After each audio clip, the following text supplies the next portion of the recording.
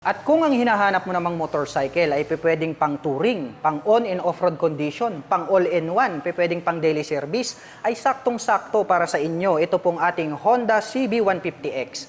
Gaano nga ba kaganda ang adventure touring bike na ito? Yan ang ating aalamin ngayon. Tara!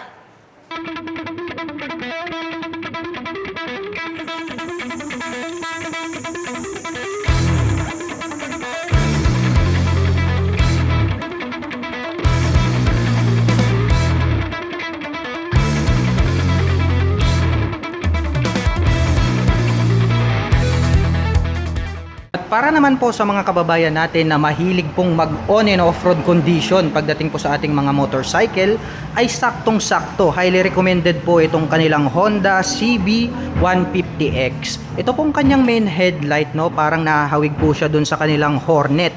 Mayroon po siyang partition dito na chrome color, mayroon po siyang high beam and low beam. At ito pong kanyang visor, ito pong kanyang windshield, may kaliitan, pero ang kagandahan niyan, mataas na po yung kanyang position.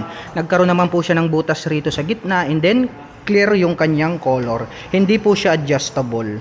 At nandito naman po located dito pong kanyang mga turn signals. LED na po lahat ng kanyang ginagamit dito po sa kanyang lighting system. At pagdating po sa mga adventure touring bike na mga motorcycle, is talagang nagkakaroon po sila rito ng extension cover na napakalalaki at napakalalapad. Nagkaroon naman po ng mga butas ito pong kanyang extension fender, which is very attractive po. Nagkaroon ng windlet dito po magkabila sa bandang itaas. At dito naman po sa kanyang side profile, very brusco, no? Napaka-muscular nitong design nito pong kanyang side profile. Sharp yung mga edges. Meron po tayo ritong red color and then silver. Mayroong windlet rito na kung saan ay pwedeng pasukan ng mga hangin. Sharp yung mga edges, napaka-forma. At mayroon po tayo ritong matte black na parang touch ng carbon dito po sa bandang harapan. At mayroon po siyang nakalagay rito na decal na CB150X. At dito po ay mayroon po tayo ritong decal na Honda with pakpak ng agila. At dito naman po sa kanyang front telescopic fork, very attractive, no? Premium na premium yung kanyang dating. Dahil nga po ito ay equipped with inverted telescopic fork. Asahan natin mga KLM, nakakapagbigay po ito ng outstanding na bouncing performance. Dahil nga po inverted telescopic fork na yan. Ito pong kanyang front fender is glossy black po siya. Napakaganda rin ang pagkaka-finish. At pagdating naman po rito sa kanyang front braking system, ito po ay equipped with single rotor disc brake, flower design, along with Nissin na dual pot caliper matte black yung color. Ito pong kanyang cast wheel is matte black din po yung kanyang color na Y design. At ang mga sukat po ng gulong rito sa harapan, ito po ay mayroong 100/80-17. Ang kanyang stock tires pang city riding condition. Mas maganda kung halimbawa aftermarket mga KLM, pwede po natin siyang palitan ng mga semi-dual purpose pattern tires para mas makapit yung kanyang dating. Dumako naman po tayo rito sa bandang itaas. Silipin natin itong kanyang fully digital meter panel display. Napakalaki po nitong kanyang digital display. Sa ibaba mayroon po itong mga light indicators. May 2 button selector dito sa bandang ibaba at may nakalagay naman po rito na Honda logo. Nagkaroon ng mga pins dito, no, butas-butas rito po sa magkabila. At ang kanya naman pong ignition ay equipped ng mechanical key. Meron na rin po siyang shutter lock key for safety purposes. At ang kanya pong handlebar is naked, kaya talagang napaka-flawless, no? Matte black yung kanyang kulay. At pagdating sa mga button selector, mayroon po tayo ritong passing light, high beam and low beam, ang kanyang horn at turn signal selector. Nandirito naman po itong kanyang clutch. Sa kabila naman po, electric starter at ang kanyang front brake. Ang kanya naman pong mga stock na side mirror, dahon type, maganda na rin mga KLM. At dito naman po sa kanyang fuel tank, napaka-brusco, no? Ang brusco talaga nitong kanyang plastic cover, body cover dito na nilagay. May nakalagay po rito na parang pwedeng paglagyan ng bags, no? Nakaabang na po siya. Sa gitna may nakalagay po rito na CB150X yung kanyang model name. At nandirito naman po sa bandang gitna, ito pong kanyang fuel tip. May rounded dito na silver and then dark silver po. Anyway mga KLM, ito po pala ay mayroong fuel tank capacity na 12 liters. Napakalaki nitong kanyang fuel tank. At dito po sa kanyang side profile ng kanyang fuel tank, may nakalagay po rito na decal, which is camouflage po siya. Hanggang rito po sa kanyang side cover, nag-extend po siya rito. At dito po sa bandang dulo, may nakalagay naman po rito na susian na kung saan ay pwede nating buksan siguro itong upper part ng ating upuan. At mayroon naman sigurong maliit dyan na space na pwedeng paglagyan ng papers. At may nakalagay naman po rito na minimal decal sa bandang dulo. At ito pong kanyang upuan, medyo mataas yung pagkaka-design nito pong kanyang back rider seat compared po natin dito sa ating rider seat, which is good yan. Big bike na big bike yung kanyang dating. Yung comfortability nandirito kasi nga malambot din. Yung stitches, sakto lang yung pagkakatahi, durable naman po siya.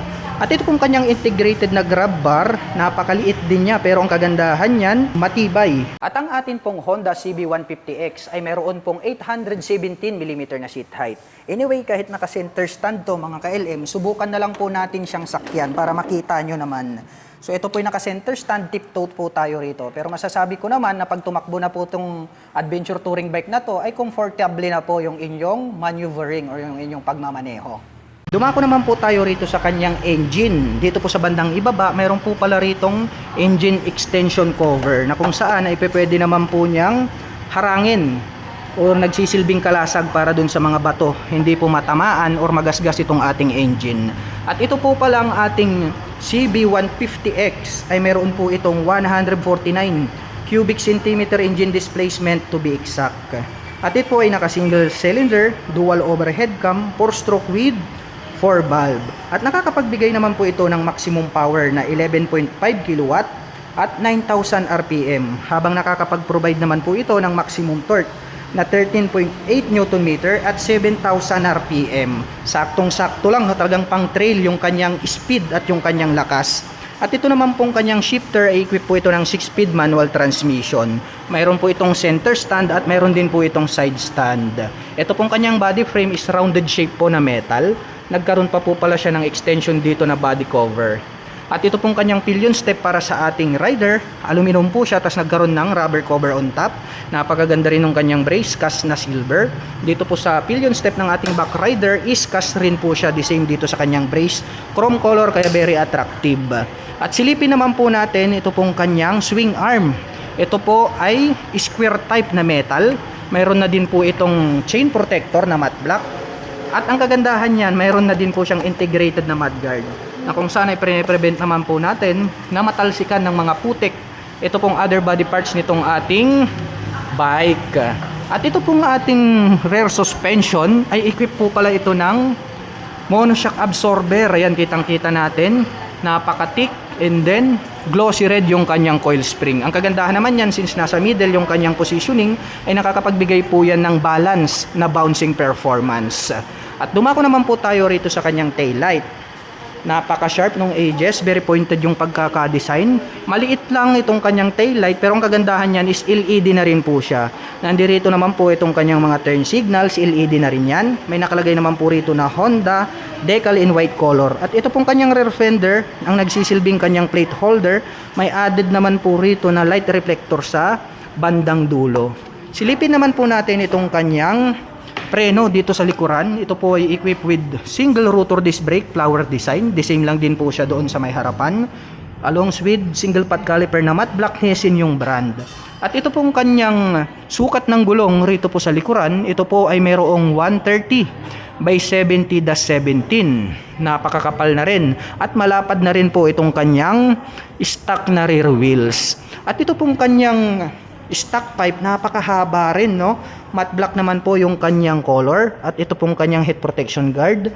At ito pong kanyang tip is metallic silver po siya. At mayroon naman po itong single exhaust. At ito naman pong kanyang foot brake is metal po siya na black color. Ang cute, no? Napakaliit nung kanyang pagkaka-design.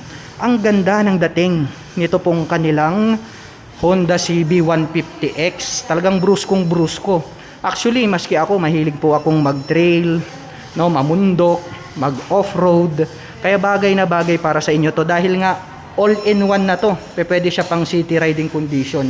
Lahat na applicable po tong motorcycle na to. At ang presyo po pala nitong ating Honda CB150X ay nagkakahalaga po ito ng 173,900 pesos. At para naman po sa mga kababayan natin na nakapanood ng video na ito at interesado pong maglabas nitong kanilang Honda CB150X ay maaari nyo po silang puntahan at bisitahin. Dito po yan sa Honda Wing, San Fabian, Pangasinan branch. At para naman po sa aking mga fellow followers and subscribers na gusto pong mag-order nitong ating suot ngayon na dekalidad t-shirt, ay ilalagay ko na lang po yung link dyan po sa description box sa ibaba na kung saan ay pwede kayong mag-check out. At para naman po sa mga gustong magpunta rito sa Honda Wing, ang kanila pong operation time is starting 8:30 AM until 5:30 PM from Monday to Saturday.